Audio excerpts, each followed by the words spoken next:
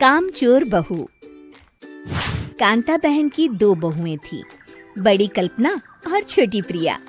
कल्पना का जैसा नाम वैसा ही काम। सारा दिन कल्पनाओं में रहती, ना कोई काम करती न कोई धाम। अरे कल्पना बहू, जरा अच्छी सी चटनी पीस दे, आज कुछ मजेदार खाने का मन है। पेट में जलन हो जाएगी माँ जी बुढ़ापे में, और वैसे भी मेरा काम करने का वक्त शाम का है, अब प्रिया को ही बोल दो। इतना कहकर कल्पना वहाँ से चली जाती है। कांता कल्पना के ऐसे रवैये से काफी परेशान रहती हैं। मैं बना देती हूँ माँ चटनी। ऐसा बोलकर प्रिया माँ को चटनी बनाकर प्लेट में खाने को देती है कि तभी वहाँ कल्पना आ जाती है। अरे वाह चटनी, जरा चख कर तो देखूं, बड़े दिन हो गए। अरे नहीं बहू, तू तो रहने ही दे चटनी खाना, पेट में जलन हो जाएगी।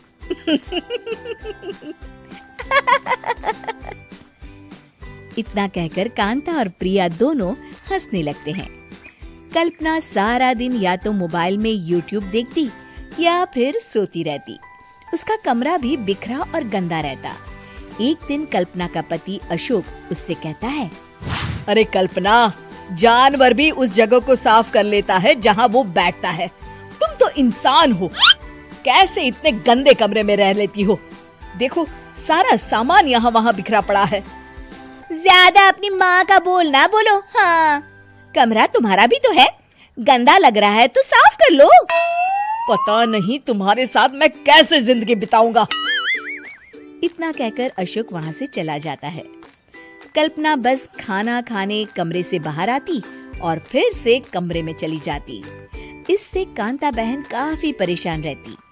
एक दिन प्रिया कांता से कहती है, माँ, मैं सारा दिन काम करके थक जाती हूँ, आप कल्पना दीदी से कहिए ना कि सुबह और शाम का काम बांट ले।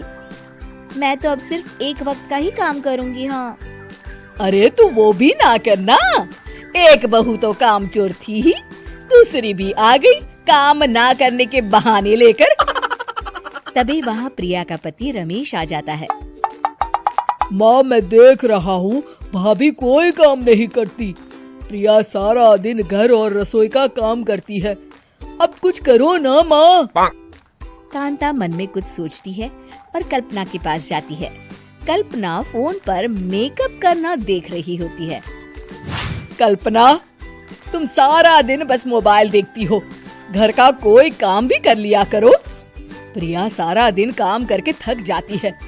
आज से मैंने फैसला किया है, एक वक्त का काम तुम करोगी, सुबह का खाना तुम बनाओगी और रात का प्रिया। आप लोगों ने काम को हव्वा बना रखा है। अरे पता नहीं थोड़ा सा ज्यादा काम करने में आप लोग घबरा क्यों जाते हैं। और हाँ, बहुत ज्यादा प्रिया की तारीफ मत करिए मेरे सामने, बड़ी बहू तो मैं ही रहूंगी।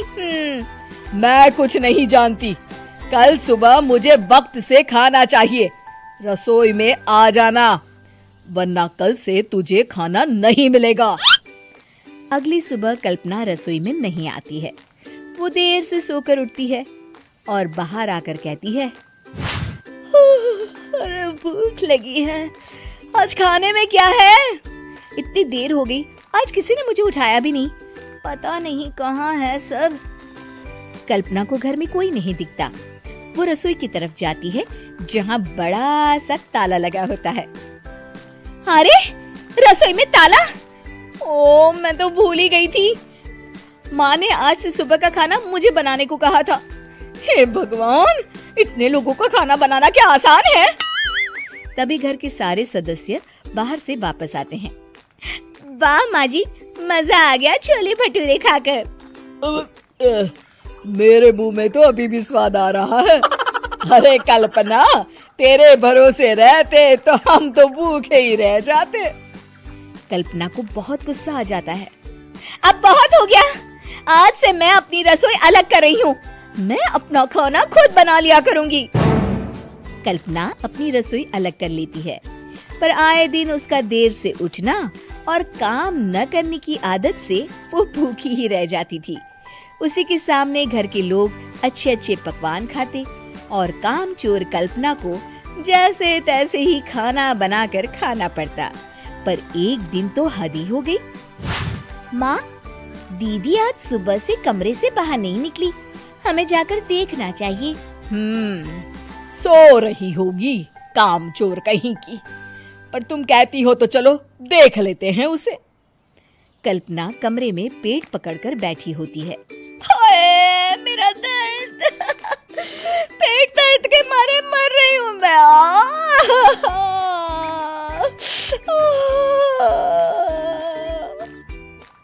अरे दीदी, क्या हुआ? पेट में दर्द क्यों हो रहा है? डॉक्टर को दिखाया आपने?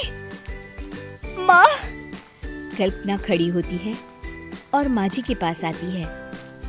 मुझे माफ कर दीजिए, अब से मैं सारे काम में मदद करूंगी, कभी आलस और काम चोरी नहीं करूंगी। हाँ वो तो ठीक है, लेकिन अचानक क्या हो गया जो तू काम करने को तैयार हो गई? कामचोर कल्पना। माँ, लगातार बासी और उल्टा पुल्टा खाना खाने के कारण मेरे पेट में इन्फेक्शन हो गया है।